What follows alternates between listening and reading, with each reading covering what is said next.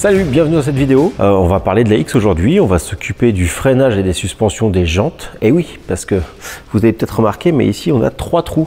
Et moi, je vais mettre des jantes 4 trous, un peu plus grosses, avec des pneus un peu mieux, suspension, tout ça. Ah, et puis là vous voyez le pare-choc. Et oui, c'est un pare-choc de GT.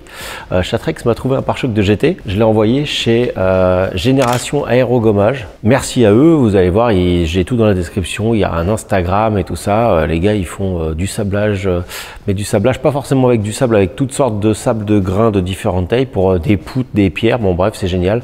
Et ils m'ont fait un pare-choc nickel. Donc, on voit tout ça dans cette vidéo et surtout le freinage, la suspension et les pneus pour pouvoir accélérer.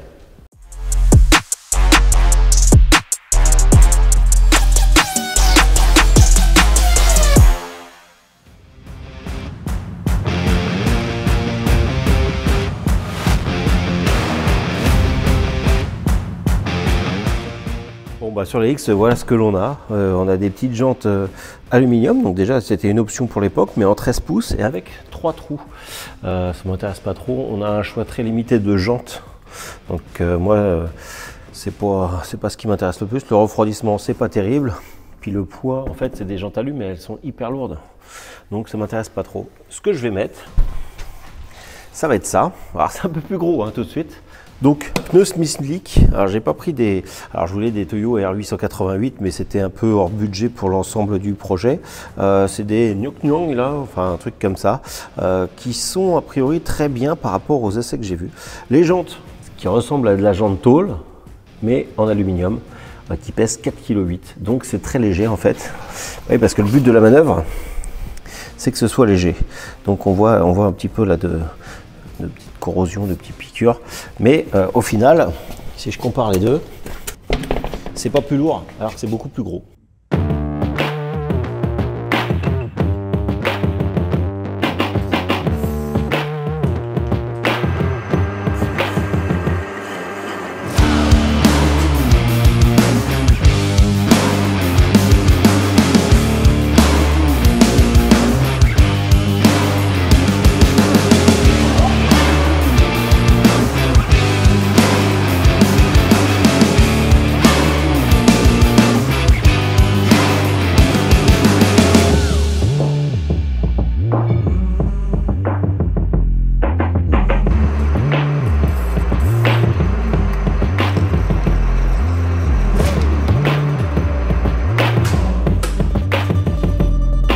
Donc, il a fallu, vous avez vu, réusiner les cales, parce que forcément je me suis trompé, c'est moi le con.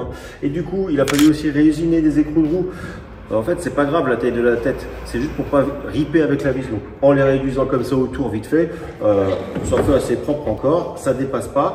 Et donc maintenant, ça me permet de mettre ma jante et ça touche pas l'étrier. Ça, c'est pas mal. Là, on est mercredi, ça touche pas. Pour l'instant, le freinage n'est pas terminé parce que j'ai pas les durites de frein. Les durites de frein étaient craquelées, les durites de casse, ça on peut mettre neuf. Donc j'attends mes durites neuves. Et voilà un peu la gueule que ça va lui faire.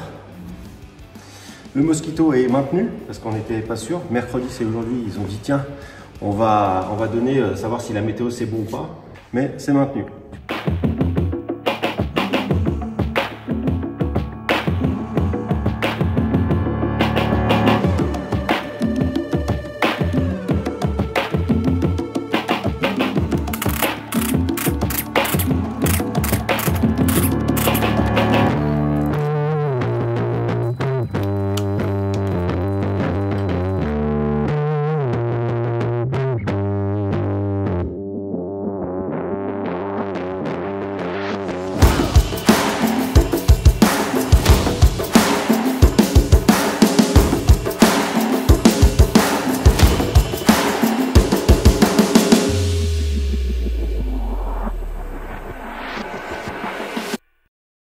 Aujourd'hui, qu'est-ce qu'on va avoir? On a une culasse de TU qui vient d'un projet, l'usine à jouets de Nico. Donc, je vous mettrai ses réseaux qui apparaîtront ici. Il fait des vidéos sur YouTube et tout simplement, il a un problème avec un joint de culasse sur un TU. Qu'est-ce qu'il va y avoir à faire? On va passer la culasse en entier dans le bac à ultrasons pour essayer de dégraisser et dégager le plus possible. Je vous montrerai le rendu en sortant. Après, on va avoir cette vis là ici qui a dégagé, il me l'a pas demandé, mais bon on va la dégager vu qu'il en aura forcément besoin plus tard, et autant le faire quand elle est dégueulasse. Là vous voyez un peu l'état de la culasse, elle est bien dégueulasse. D'habitude je rentre pas les culasses sales dans le local propre, mais bon là je voulais faire quelques plans assez sympas. Là tout ça, tout va être démonté, soupape, etc. Les joints de soupape changés, tout ce qui s'ensuit. Vous connaissez le classico, nettoyer, rectifier les sièges, les portées de soupape, tout ce qui s'ensuit. Le plan de joint ici va être surfacé, comme ça sera beau, ça sera tout propre. Et je vais vous montrer un peu toutes les étapes, les différentes étapes qu'on peut avoir là-dessus.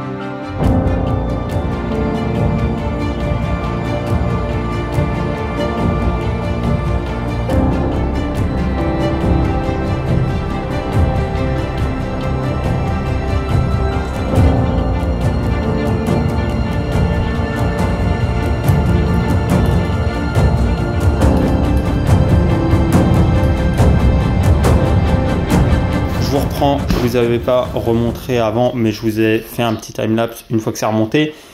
Donc là la culasse est remontée, tout est prêt, tout est bon, tout est emballé. Donc là elle est dans le carton. Je vais mettre le bordereau, tout ce qui s'ensuit avec l'adresse, mais je ne le montre pas en vidéo. Et après je vous donne rendez-vous sur la chaîne de l'usine à jouets de Nico sur YouTube, et normalement je crois qu'il y a TikTok aussi, et il y a Instagram. Et tout simplement vous aurez une vidéo où vous verrez la culasse qui sera montée, etc. Moi, je vous dis à la prochaine.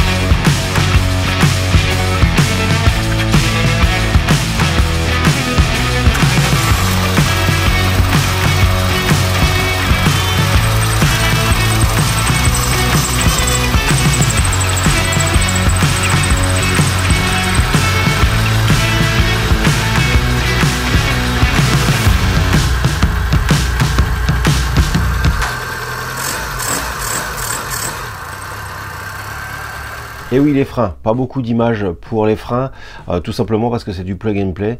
J'ai pris les étriers de 406 V6 à l'avant, c'est du 4 pistons Brembo. L'avantage des 4 pistons, c'est que la plaquette va être mieux écrasée devant et derrière de la plaquette, et donc on va avoir une plus grande force qui va pouvoir être répartie sur la plaquette. Je mettrai des plaquettes performance et des disques plus tard. Là, on a réutilisé du matériel que nous a fourni Chatrex et ça fonctionne très bien. Quand j'étais en train de freiner, j'avais l'impression de faire des stoppies. Oh putain, mais le freine. On a vraiment l'impression de partir en avant, c'est une dinguerie. Ça marche plutôt bien.